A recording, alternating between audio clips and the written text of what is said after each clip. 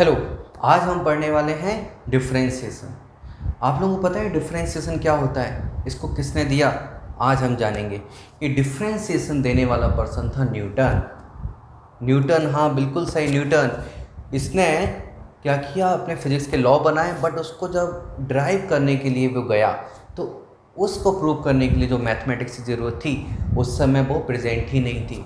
तो उसने सोचा मैं एक नया मैथमेटिक्स बनाता हूँ, और उसने 20 साल की मेहनत की, और 20 साल की मेहनत के बाद एक नया मैथमेटिक्स बनाया, और उस मैथमेटिक्स का नाम था कैलकुलस। और उस कैलकुलस की स्टार्टिंग होती है डिफरेंशिएशन से। तो इसको थोड़ा सा हम जानते हैं आखिर डिफरेंशिएशन होता क्या है, इसका रियल मीनिंग क्या होता है। तो यदि हम इसको ध्यान से देखेंगे, इसको बार बार पढ़ेंगे, डिफरेंशिएशन डिफरेंशिएशन, तो हमें एक वर्ड समझ में आता है यहाँ से, क्या? डिफरेंस। क्या वर्ड समझ में आता है? डिफरेंस। डिफरेंस मतलब दो चीज़ें हैं, उसमें कितना अंतर है, कितना डिफरेंस है, या फिर बोलो उसमें कितना चेंज है, इसको हम चेंज भी बोलते हैं। तो प्रैक्टिकल लाइफ में हम चेंज से इसको रिप्रेजेंट करते हैं। तो किसी भी चीज़ में जो चेंज हो रहा है, उसकी पोजीशन में, उसकी रिप्रेजेंटेशन में, उस चेंज को मेजर करने का जो मैथमेटिक्स का, उसको बोला जाता है डिफरेंशिएशन। जैसे एक एग्जांपल लेते हैं, मैंने इस बोर्ड को प्रेस किया, बताओ क्या ये कुछ प्रेस हुआ है? इसकी शेप में है, इसकी थिकनेस में कोई चेंज आया?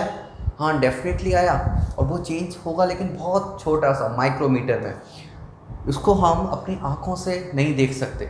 तो ऐसे चेंज जो बहुत छोटे होते हैं, जिसको हम अपनी आँखों से ऑब्जर्व नहीं कर सकते, उसको हम इस डिफरेंशिएशन की मेथड से कैलकुलेट करते हैं। जैसे घर में देखा होगा कि छोटे बच्चे हैं, कुछ साल बाद बड़े हो जाते हैं।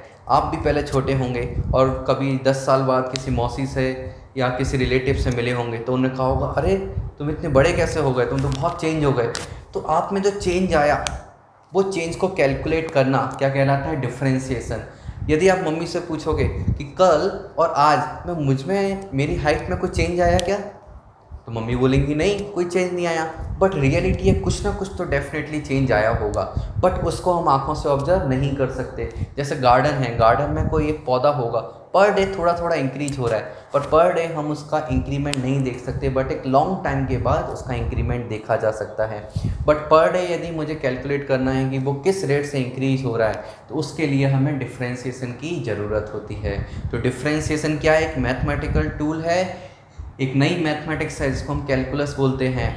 और ये क्या करता है, जो स्मॉल चेंजेस होते हैं हमारी दुनिया में, हमारी लाइफ में, उसको मेजर करता है। और इसको रिप्रेजेंट कैसे किया जाता है? Like dx/dt। x क्या है? यहाँ जो x है वो x रिप्रेजेंट कर रहा है सम पोजीशन। ये लेंथ भी हो सकता है, हाइट, एनीथिंग, कुछ भी हो सकता है। और t रिप्रेजेंट कर रहा है टाइम। तो जैसे हमने हाइट की बात की थी किसी पर्सन की, या फिर लेंथ की बात की थी किसी प्लांट की, पौधे की, तो यहाँ पर पौधा पर टाइम, पर डे ले सकते हैं, पर सेकंड, पर minute, per hour, per year, per month, कुछ भी लिया जा सकता है।